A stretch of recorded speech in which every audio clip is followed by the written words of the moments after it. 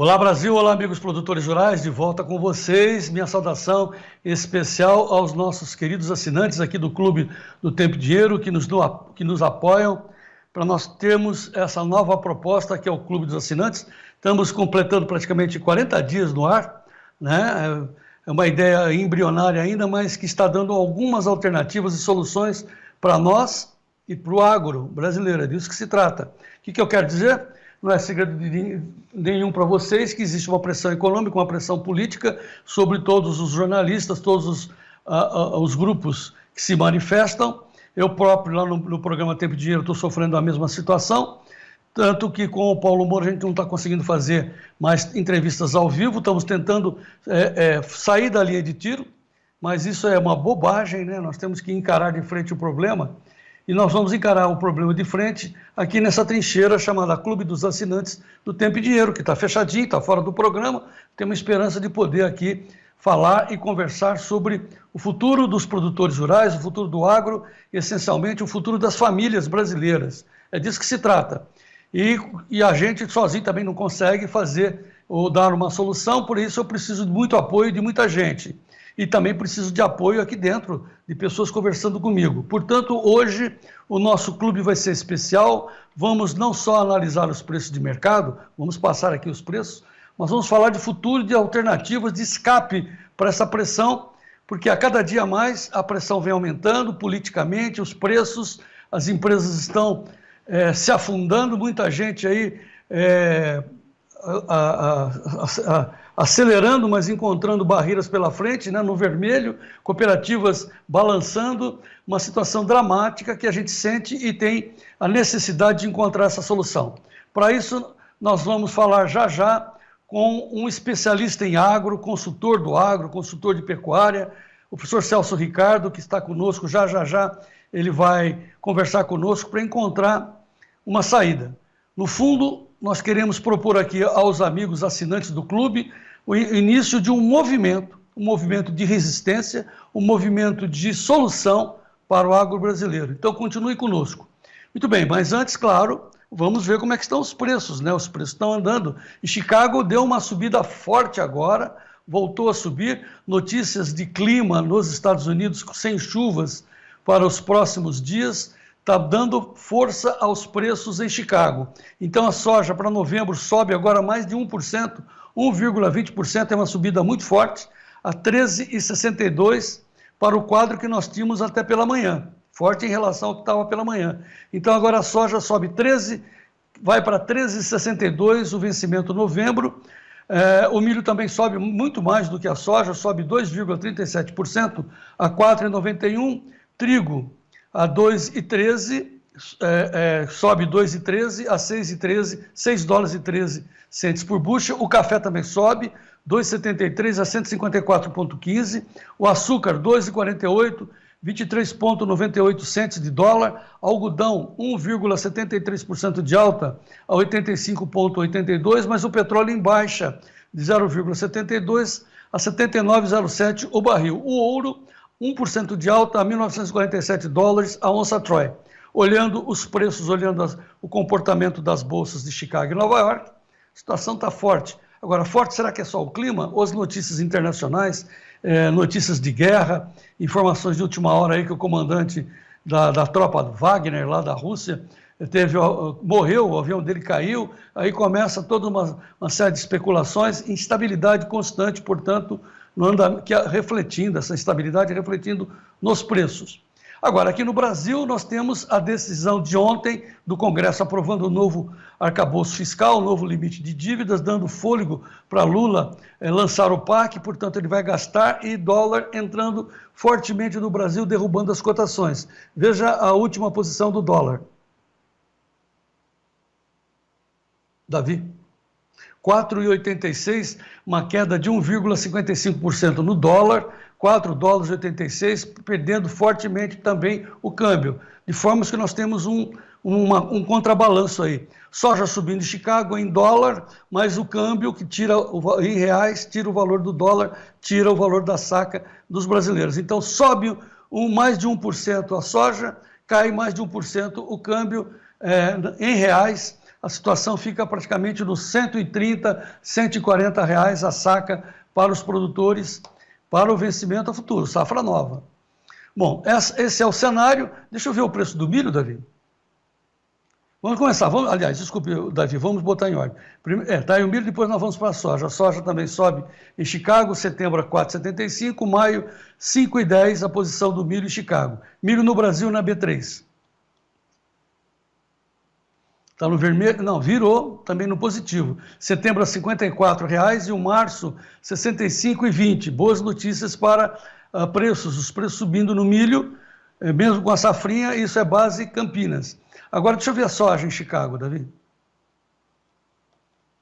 Soja na B3 virou novamente, está em alta, 29,96, vejam vocês, e em Chicago, Davi.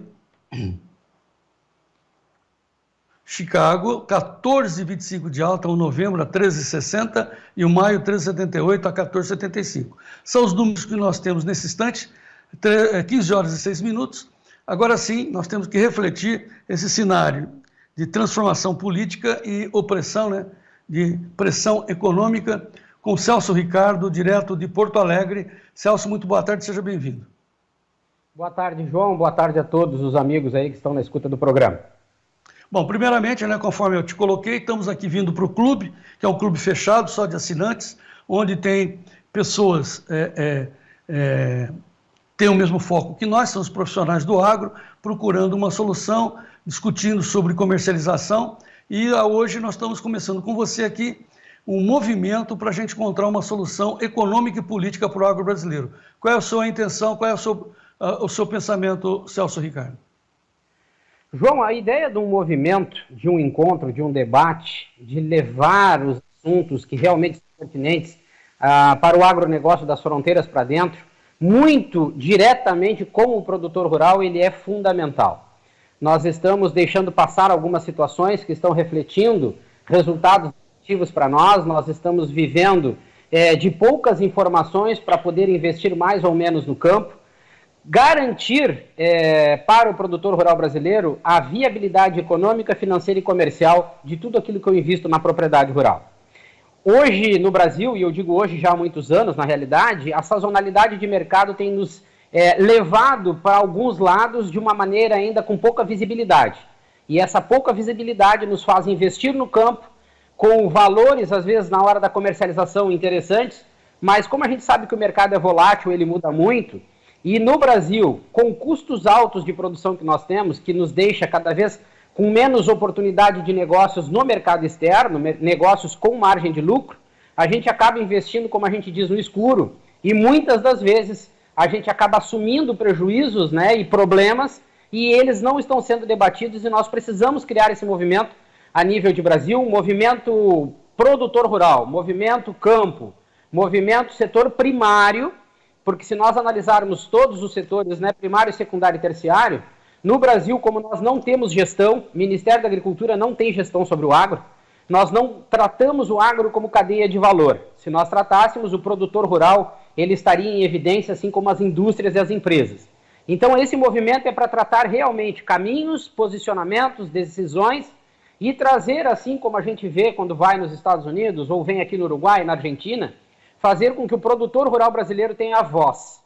Enquanto nós não mudarmos esse cenário que está jogando contra o setor primário, contra o produtor, o endividamento sobe e os preços cada vez mais nos deixam, como diz o outro, né, a ponto de perder o cabelo. Então nós temos que tratar o campo como uma empresa a céu aberto e com isso nós temos que buscar essa maior valorização dos nossos produtos na hora da comercialização da porteira para fora e dessa forma buscar políticas agrícolas e uma série de situações que tenham um pouco mais de visibilidade para o produtor rural brasileiro, que está ficando sempre em terceiro, quarto ou quinto plano, né?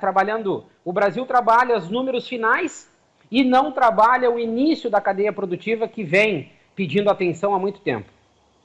Bom, então a gente está propondo tecnicamente, claramente, objetivamente falando, um movimento. O movimento dele, como é que vai se dar, portanto? Então nós estamos oferecendo para o agro brasileiro e para quem quiser participar, esse espaço de debate. Vamos fazer um debate e vamos trazer mais pessoas aqui para dentro do debate. Seja o produtor manifestando suas opiniões aqui no nosso chat ou trazendo outras pessoas para que, passo a passo, a gente construa uma legião de pessoas pensando na mesma coisa, esse é o objetivo. Porque sem povo nas ruas a gente não muda a política e sem povo dentro dos nossos movimentos de discussão também a gente não muda nada do agro. Então esse é o cenário e nós vamos trabalhar nesse sentido de trazer mais pessoas aqui para conversar conosco e com o Celso Ricardo. Essa é a primeira posição. Agora, antes de a gente começar a propor soluções, vamos fazer rapidamente, você tem feito isso muito, mas vamos sintetizar agora num diagnóstico como é que está a situação do agro. Nós estamos vendo os preços da soja subindo hoje em Chicago por causa de problemas climáticos e problemas geopolíticos, certo? E estamos à beira da safra e ouvindo reclamações de produtores que desse jeito, dessa forma, com custos altíssimos e renda baixa, eles vão ter que deixar a profissão, sair da atividade e muita gente quebrando. Esse cenário que eu estou lhe passando é o real, Celso, ou eu estou exagerando? João, é o cenário mais real que existe. É impossível se sustentar no campo, e agora mesmo tu estavas passando o valor do dólar, a queda do dólar, ela tem um impacto muito grande no preço na hora da comercialização da commodity. Mas quando a gente vai trabalhar a questão de custo operacional, ele não tem essa mesma queda. Nós precisamos entender, ou relembrar, que todos os nossos custos operacionais dentro de uma propriedade rural, ele vem a partir da alta ou da baixa valorização do dólar.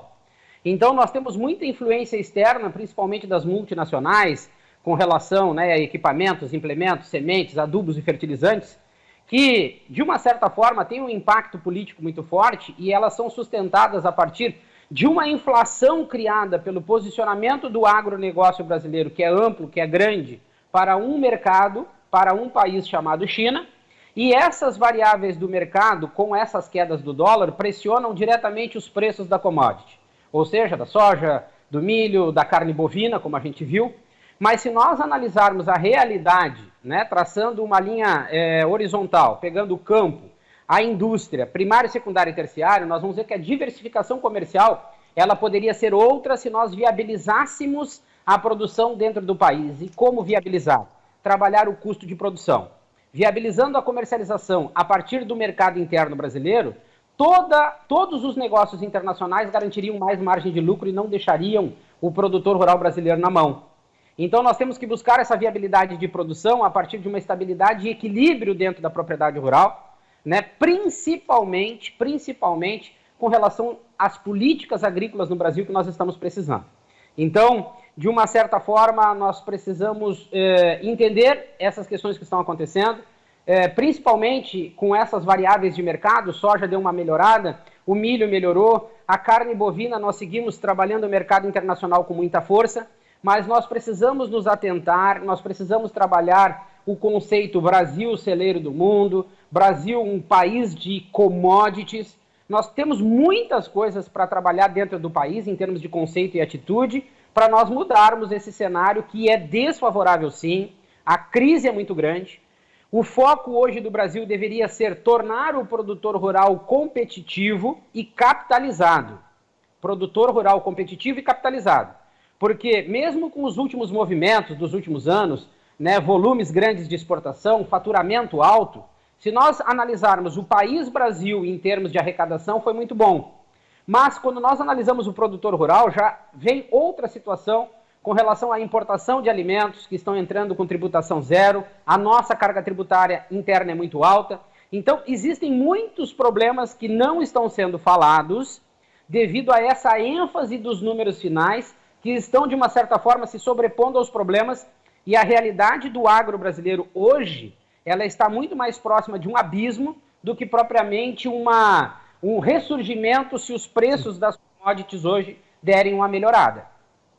Mas, em síntese, a gente tem que pensar, como os ensinam os sábios, olhar a floresta ou olhar a árvore, ir num detalhe ou falar do todo, ou mais, subindo então um degrau. A solução do agro passa pelo político e passa pelo econômico? Ou como é que é essa solução? E para onde nós temos que ir na prática, Celso? João, nós precisamos também entender que o agronegócio brasileiro ele é dependente da política, infelizmente, 100%. Infelizmente, ele é dependente.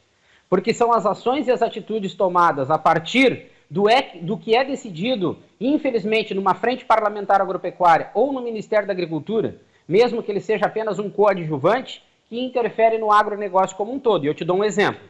Te dou o exemplo do endividamento do produtor rural brasileiro, que é muito alto, e isso faz com que o acesso ao crédito oficial seja reduzido e indústrias ou empresas de alimentos comecem a financiar o produtor rural brasileiro, e isso é ruim, porque ela, de uma certa forma, vai tomando posse da terra e tornando o produtor rural um empregado e não mais o dono do seu negócio. Nós temos situações que são... E o endividamento está ligado em Brasília, né? Lembrando que o projeto que tem para o endividamento do produtor rural brasileiro hoje em Brasília fui eu que fiz o projeto, né? Ele foi evidenciado por mim, apresentado pelo senador Álvaro Dias. Mas nós temos hoje o próprio Plano Safra, em termos gerais, anunciado com valores altos que não chegou ainda até o produtor. Isso depende da política. As execuções judiciais que estão dando as expropriações de terras, que também parte da política. Então o nosso foco hoje tem que ser político e econômico. Porque se nós analisarmos a viabilidade de quem produz no campo, uma empresa a céu aberto, nós precisamos colocar na cabeça do produtor rural que agronegócio, ele não se resume ao que acontece dentro da porteira. O produtor rural tem que expandir os seus horizontes. Não adianta eu apresentar propostas de investimentos em programas, né, ou para melhorar a produtividade por hectare, máquinas colheitadeiras novas, melhorar a produção por animal abatido, se na hora da comercialização da porteira para fora os preços não são compatíveis. E hoje, o grande foco está em cima do custo de produção e também, se não tivermos políticas agrícolas específicas que tratem principalmente questões mercadológicas e climáticas, lembrando que ambas já estão causando prejuízos bilionários até para o Brasil, nós não conseguimos tornar o agronegócio equilibrado e estabilizado, principalmente para o setor primário. Viabilidade econômica, financeira e comercial. Parece complicado? Não, é simples. Mas nós temos que trazer esse debate, porque isso acaba, ou melhor, deveria começar até, infelizmente, com a política, e nós vamos ter que ter voz, mas uma voz muito concentrada, organizada, simplificada, para que esses problemas, e aí nós estamos falando de um governo, né, que não está dando a atenção para o agro, mas nós temos que fazer essas reivindicações ou posicionamentos de uma maneira organizada, chegar até onde deve chegar, para que o produtor rural consiga buscar mais equilíbrio, como eu disse, e reduzir os seus custos de produção. Nós precisamos ampliar o leque comercial das nossas commodities, ou até começar a transformar, e eu vou dar alguns exemplos logo aqui na frente, para que nós possamos ter valor agregado, melhorando a margem de lucro, principalmente do produtor rural. É o setor primário hoje, e já há muitos anos na realidade, que deveria ser o foco de um Ministério da Agricultura, de uma frente parlamentar agropecuária, ou de qualquer uma outra sigla que se coloque como representante do agronegócio brasileiro, só que isso não está acontecendo. Bom, a gente, claro que precisa ter com isso apoios. Óbvio que deveria ser a gente ter, porque faz parte do mesmo meio, o apoio das empresas do agro. No entanto, como você disse, muitas empresas usam o produtor como integrado, né, como empregado e não como parceiro. E aí a gente tem um diagnóstico passado pelo ex-ministro Paulo Guedes, que dizia, que propunha e propôs, fez acontecer, mas agora teve esse retrocesso, com uma frase que definia bem o foco do Paulo Guedes da economia brasileira. Fazer um foco voltado mais para o Brasil e menos para a Brasília. E hoje nós temos, no entanto, o agro dividido em 3 partes. Você já nos ensinou e já falou sobre isso, o Celso. Que tem o agro dos gabinetes das empresas, tem o agro dos gabinetes de Brasília e tem o agro real, o agro dos produtores brasileiros. Como é que a gente faz, não para unir os 3, que parece ser impossível, mas para atrair e ter força para o que interessa, os produtores e suas famílias?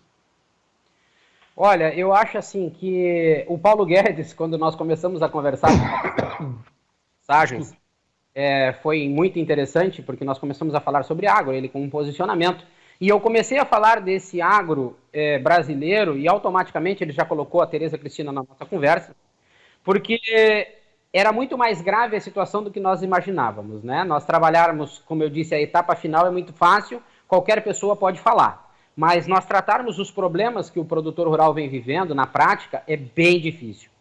Então, eu acho que a questão das empresas, principalmente as multinacionais, nós não conseguiríamos atingir elas no primeiro momento.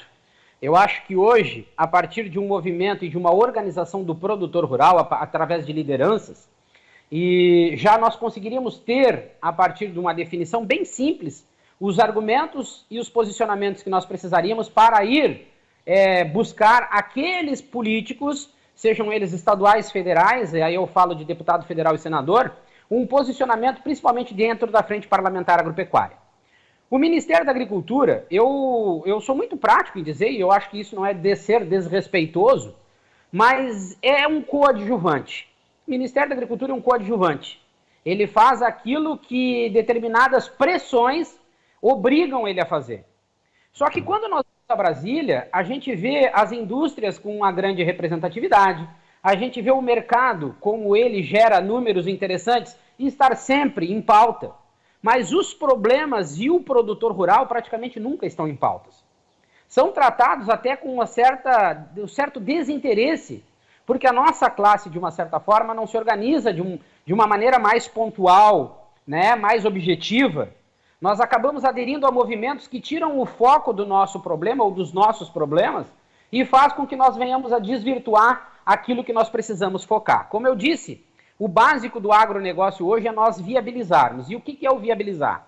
Nós precisamos mostrar para esse povo lá em Brasília que a preocupação com a produção de adubos e fertilizantes ela não deveria vir a partir da guerra que tem da Ucrânia e da Rússia. Se eu me auto-intitulo um país do agro, o celeiro do mundo, o país que vai sustentar a necessidade da fome de 50% do mundo, como que eu vou definir o meu fracasso se eu não tiver um plano safra convincente? Eu não vou produzir. Isso é óbvio. Isso é muito claro para nós, porque o nosso produtor está descapitalizado. As indústrias não. As indústrias têm um aporte financeiro mediante qualquer desvio de mercado que elas sofram algum deslize, os governos injetam dinheiro. Mas e o produtor rural? Então, se nós não temos plano safra, nós não produzimos, e se nós não importarmos adubos e fertilizantes, às vezes a qualquer custo, nós não produzimos. Então nós temos que focar das fronteiras para dentro, e o Paulo Guedes sempre teve muito certo nisso.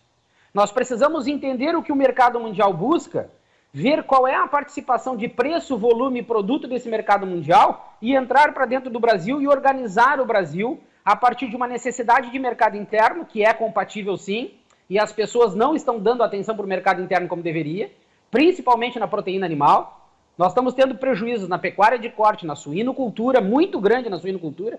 Hoje é mais de R$20 os prejuízos por suíno vivo. Nós temos problemas na ovinocultura, que tem prejuízo e um grande potencial de produção. Então nós não temos gestão interna, nós vamos para o lado que o mercado aponta, ou o que o nosso nariz está apontando. E isso vem inviabilizando os investimentos e, pior, está causando prejuízo. Então o nosso foco é organizar o produtor rural brasileiro para que, a partir de posicionamentos, nós consigamos ir a Brasília, aí sim desviar das indústrias e fazer com que Brasília nos escute e entenda, e óbvio que eles sabem a importância que o produtor rural brasileiro tem em termos de Brasil, de mercado externo e aí sim, de representatividade no PIB e até na balança comercial. Esse tem que ser o terceiro ou quarto assunto. Nós precisamos tratar do que vai viabilizar a produção no campo, que isso não tem sido motivos de debate em Brasília. Muito bem, nós vamos ter que, claro, fazer esse movimento de debates, mas por programas nós temos que definir temas, né? Senão a gente abre muito leque e se perde. O que a gente fala no início, a gente não mais lembra o que foi dito no início, só fica valendo as últimas informações. Então nós vamos selecionar assuntos, vamos fazer desse programa um movimento de resistência e discutir todos os dias sobre o nosso futuro. Peço, inclusive, tenho esperança, inclusive, de adicionar aqui no nosso debate o cientista político Paulo Moura, para a gente olhar a política e a economia do agro, e aí nós vamos seguir em frente, certamente com outros integrantes desse debate.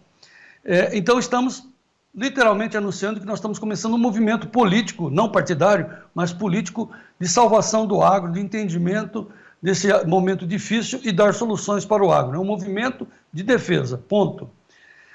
Professor, antes que a gente termine o nosso espaço aqui, eu quero uma abordagem sua específica para a pecuária hoje.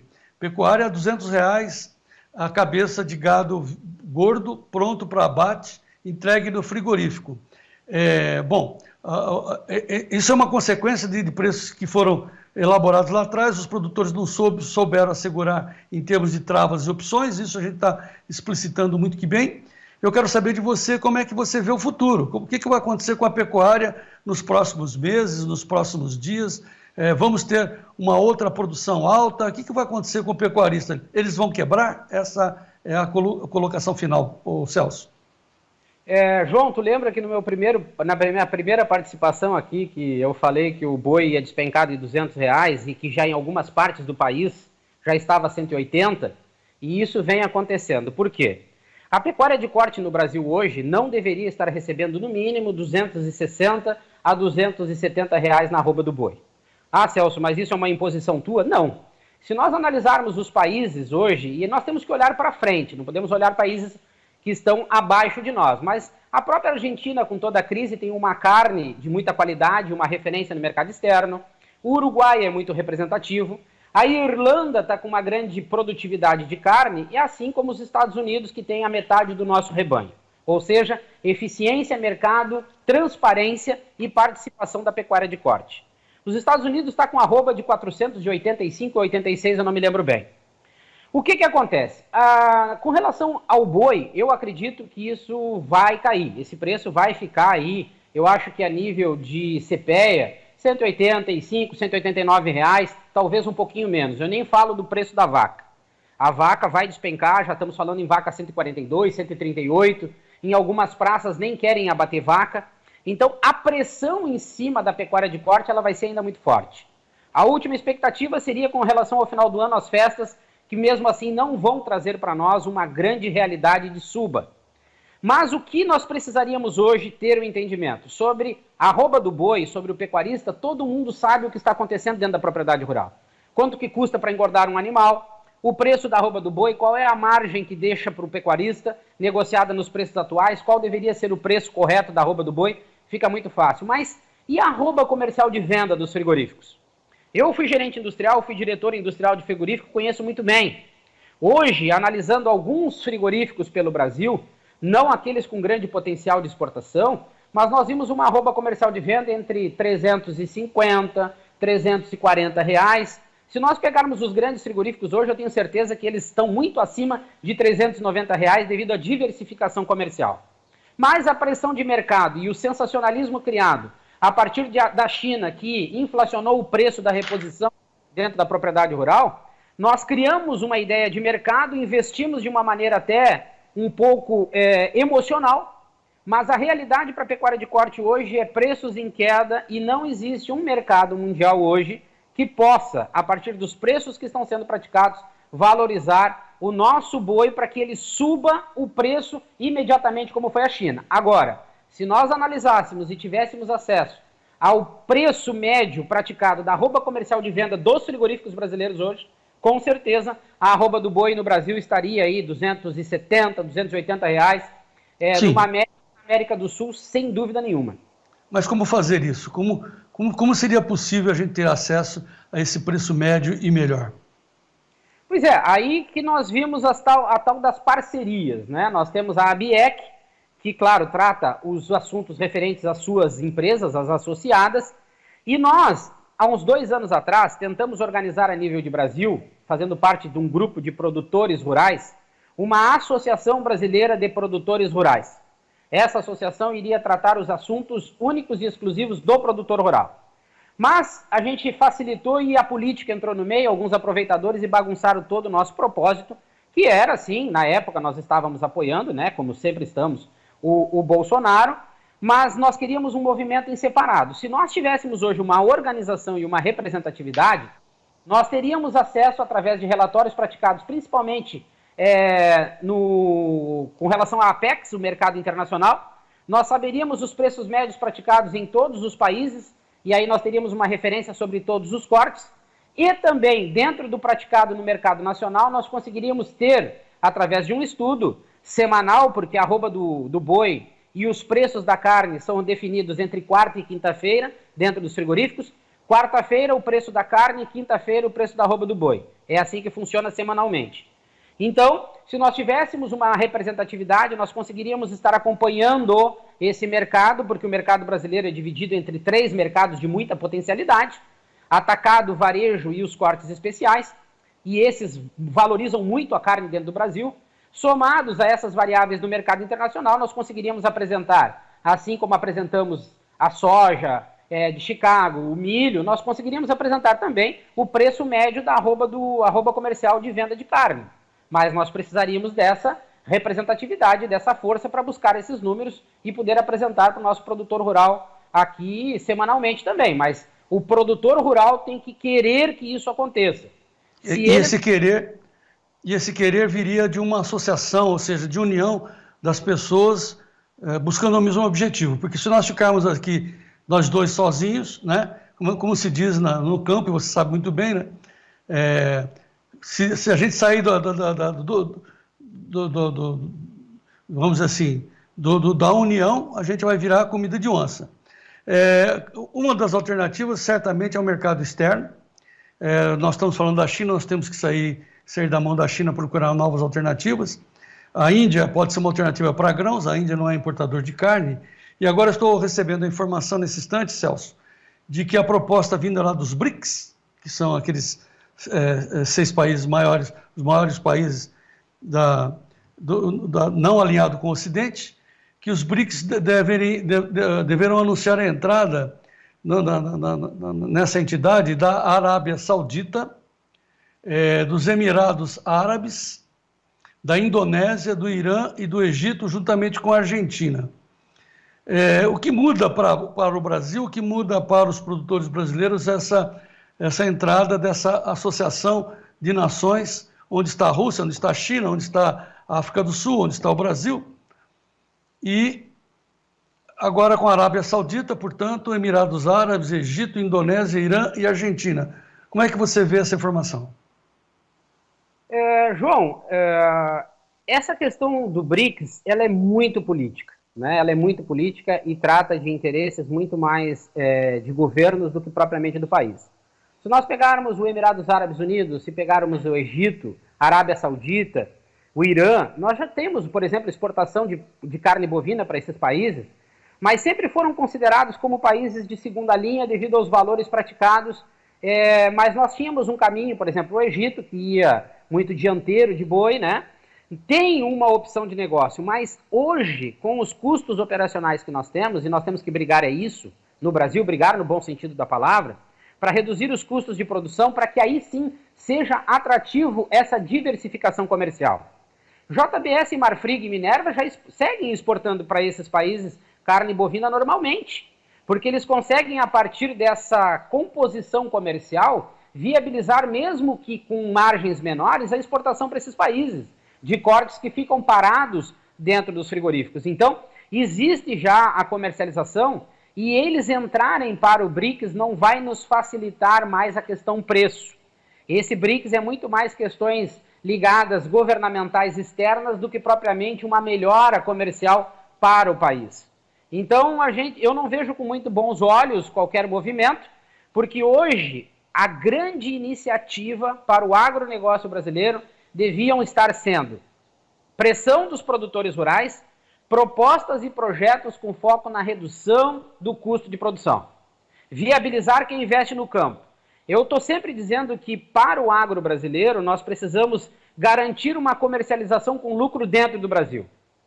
Garantindo uma comercialização com lucro dentro do Brasil, nós conseguimos exportar para qualquer país com uma melhor margem de lucro. Mas para isso é preciso gestão. E aqui eu dou um exemplo rápido sobre o café. O café nós temos Brasil, Vietnã e Colômbia, ou Brasil, Colômbia e Vietnã, não me lembro bem agora. O Brasil, maior produtor, maior exportador. A Suíça é uma grande exportadora de café, claro que na composição de preço, exporta em valores menos da metade do que o Brasil exportou. Mas a Suíça, sem produzir um pé de café, ela consegue comprar o grão do Brasil e vender a cápsula 10 vezes mais cara do que o grão que o Brasil exporta. Isso é eficiência. No Brasil, as questões são emocionais e sazonais. Nós precisamos ser profissionais e eficientes, mas para isso precisa de gestão. Só que enquanto o produtor rural estiver dentro da propriedade, sentado, aceitando o que da porteira para fora está sendo imposto, nós não mudamos o cenário. E nós precisamos, a partir desse primeiro debate, fazer com que mais pessoas venham aderindo e nós vamos expandindo isso a nível de Brasil. Porque o produtor de leite está na beira do abismo, o da carne bovina está numa crise muito grande, a própria soja, o milho, o grão, de uma maneira geral, também está com problemas. Então, o que está faltando para o produtor rural brasileiro tomar a primeira iniciativa? Então, esse é o foco para os nossos debates futuros e tirar de dentro, né, desses debates já ações eficientes para nós começarmos a levar para Brasília, infelizmente, né, essas reivindicações, esses posicionamentos, para viabilizar e não fazer com que o produtor rural feche as porteiras, venda suas propriedades e vá buscar o sustento em outras atividades fora daquilo que ele tem know-how e conhecimento. Bom, como não há alternativa, nós temos que seguir em frente. Então, assim, a palavra de ordem é se unir, fazer união, se unir, de forma que a gente ganhe força e crie um grande movimento, que a gente possa mudar a ordem das coisas. Teremos que deixar de ser passivos e tornarmos ativos, né, mostrando a nossa força. Não queremos ser conduzido e sim conduzir, né? Duco, non ducor. É assim que está a palavra que nós temos aqui na nossa bandeira paulista. Eu acho que serve para todos os brasileiros. Duco, non ducor. Nós não seremos conduzidos. Então, com essa frase em mente, eu quero novamente repetir o apelo que estou fazendo a todos os amigos que estão aqui no clube, para a gente encerrarmos fileiras aqui nesse movimento, onde, na essência, é claro, nós vamos discutir o agro, vamos discutir a economia do país e a política do país. Tudo isso com ordem e conversação num debate saudável aqui em torno dessa nossa proposta, que é o Clube do Tempo e Dinheiro. Claro que vamos começar a conversar sobre comercialização, mas antes, o principal, apagar o fogo, apagar o incêndio e dar uma alternativa para o agronegócio brasileiro, principalmente para salvar quem está no apuro, visando sempre a sustentabilidade da família do agro. Acho que essa é a nossa proposta, certo, professor? Certíssimo. Eu acho que o produtor rural tem que cuidar dos investimentos agora, ter muita cautela, não deixar se levar por algum movimento de melhora de mercado, né? E entender que é uma coisa impressionante, com todo o know-how que nós temos, a nível de Brasil, produtor de alimentos, nós não temos representatividade lá fora. O pecuarista, o produtor rural, ele não tem uma representatividade no mercado externo. Ninguém conhece praticamente o trabalho que nós temos. Lá são as grandes associações, grandes tradings que mandam, definem isso ou aquilo no mercado. E nós precisamos começar a colocar, sim, o produtor rural no meio dessas informações, para que ele tenha segurança na hora do investimento do campo. Aí sim, ele conhece mercado, ele vai buscar investimento, ele vai buscar segurança na hora de travar preço. Mas enquanto nós não resolvermos o básico, a lição de casa, eu acho um pouco, nós vamos nos precipitar em estar olhando para o final. Nós temos que garantir o investimento certo para ter lucratividade na hora da comercialização. Esse é um básico que nós precisamos ter como ponto inicial novamente, né, para nós reiniciarmos as nossas operações e garantir o produtor rural no campo, com lucratividade, sustentando as suas operações. Esse é o caminho, João. Eu reafirmo, portanto, que aqui é um espaço democrático de trincheira de luta, né, em defesa da sustentabilidade do agro. Então participe, transfira e transmita essas informações, essa nossa mensagem, esse nosso apelo a todos os produtores que estão ligados ao agro, que venham aqui ao Tempo e Dinheiro participar desse debate. Aqui você terá espaço e voz, e nós vamos trazer mais integrantes para trazer mais luzes e mais ideias para nós encontrarmos uma solução que dê um caminho saudável para o agro brasileiro diante dessas notícias e dessas informações que estão nos sufocando. Vamos lutar pela nossa liberdade e pelo nosso futuro. Professor Celso, muito obrigado pela sua participação conosco mais uma vez. Esperamos tê-lo amanhã, portanto, nessa continuidade desse movimento que nós estamos nos propondo aqui no Clube do Tempo e Dinheiro. Tá certo assim, Celso Ricardo? Perfeito, João. Obrigado pela oportunidade. Conte comigo, estou sempre à disposição aí do agro, do produtor e de todos aqueles para unir força, né, em prol do nosso setor que precisa tanto. Muito obrigado, portanto, ao Celso Ricardo. Contaremos com ele novamente amanhã. Vamos pautar também o professor Paulo Moura e, claro, vamos contar com a sua presença de mais pessoas aqui comentando, trazendo informações, trazendo opiniões, para nós começarmos a fazer com que esse movimento ganhe força aqui no nosso Brasil. Claro também que vamos continuar focando no nosso tema principal, que é a comercialização, para o produtor brasileiro ser o mais bem informado do nosso Brasil. Então, por enquanto, ficamos por aqui. Vamos renovar o nosso convite, portanto, amanhã às 15 horas, para continuar com o nosso debate. Transmita as informações que vocês obtiveram aqui e estimule mais pessoas para ingressar no nosso clube, o Tempo e Dinheiro Oficial. É o Clube do Tempo e Dinheiro, onde você entra através do nosso site, o Tempo e Dinheiro Oficial. Eu agradeço a atenção. Daqui a pouco, às 16 horas, o Sérgio Braga vai trazer as informações de fechamento do mercado e as notícias de meteorologia. Seja o produtor rural mais bem informado do meu Brasil, continue conosco e vamos em frente.